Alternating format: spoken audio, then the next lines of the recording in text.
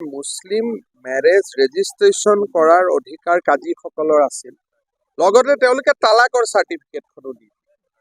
কাজীয়ে তালাকৰ certificate দিলে মহিলাজনীটো একো নাপাব, কিন্তু কোৰ্টে যদি তালাকৰ চাৰ্টিফিকেট দিয়ে তেতিয়াহ'লে মহিলাজনীয়ে তেওঁক পুৰণা স্বামীজনে ছাবচিষ্টেন্স এলাউন্স দিব লাগিব, খুৰাকি দিব লাগিব। ইমান দিনে মুছলিম মাসকলৰ ওপৰত যি অত্যাচাৰ চলি আছিল, এই অত্যাচাৰটো এই বিলখনৰ কাৰণে নোহোৱা। প্ৰধানমন্ত্ৰী ডাঙৰীয়াইতো তালাক বিলুপ্তি কৰিলে, কিন্তু আমাৰ ইয়াত থকা আইনখনৰ কাৰণে অসমত 18 বছৰৰ তলৰ ছোৱালী ৰেজিষ্টাৰ কৰিলেও কাজীজনৰ কোনো দোষ নহৈছিল, কোৰ্টৰ পৰা বেইল পাই গৈছিল। এতিয়া এই আইনখন বিলুপ্ত হোৱাৰ কাৰণে তালাক টান হ'ব, সহজে তালাক কৰিব নোৱাৰিব। লগতে 18 বছৰ তলৰ ছোৱালীৰ বিয়াৰ ৰেজিষ্ট্ৰেশ্যন নহয়। লোকসভাৰ ইলেকশ্যনৰ পিছতে আৰু একবাৰ এৰেষ্ট হ'ব।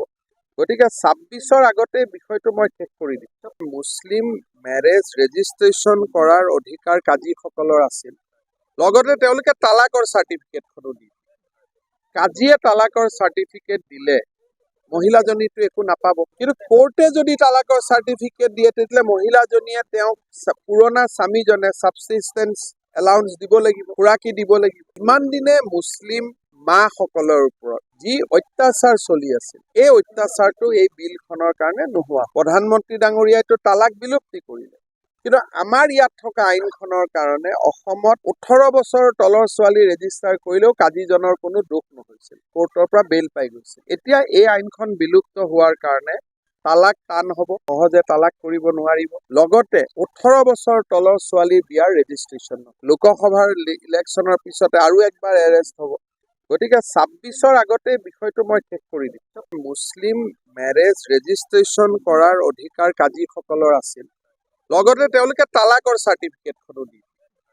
কাজীয়ে তালাকৰ চাৰ্টিফিকেট দিলে মহিলাজনীটো একো নাপাব, কিন্তু কোৰ্টে যদি তালাকৰ চাৰ্টিফিকেট দিয়ে তেতিয়াহ'লে মহিলাজনীয়ে তেওঁক পুৰণা স্বামীজনে ছাবচিষ্টেন্স এলাউন্স দিব লাগিব, খুৰাকি দিব লাগিব। ইমান দিনে মুছলিম মাসকলৰ ওপৰত যি অত্যাচাৰ চলি আছিল, এই অত্যাচাৰটো এই বিলখনৰ কাৰণে নোহোৱা। প্ৰধানমন্ত্ৰী ডাঙৰীয়াইতো তালাক বিলুপ্তি কৰিলে, কিন্তু আমাৰ ইয়াত থকা আইনখনৰ কাৰণে অসমত 18 বছৰৰ তলৰ ছোৱালী ৰেজিষ্টাৰ কৰিলেও কাজীজনৰ কোনো দোষ নহৈছিল, কোৰ্টৰ পৰা বেইল পাই গৈছিল। এতিয়া এই আইনখন বিলুপ্ত হোৱাৰ কাৰণে তালাক টান হ'ব, সহজে তালাক কৰিব নোৱাৰিব। লগতে 18 বছৰ তলৰ ছোৱালীৰ বিয়াৰ ৰেজিষ্ট্ৰেশ্যন নহয়। লোকসভাৰ ইলেকশ্যনৰ পিছতে আৰু একবাৰ এৰেষ্ট হ'ব।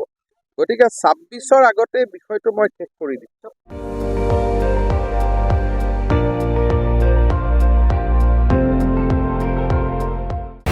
আপুনি চাই আছে ND24, সৰ্বশ্ৰেষ্ঠ নহয় সৰ্বোত্তমৰ দৌৰ।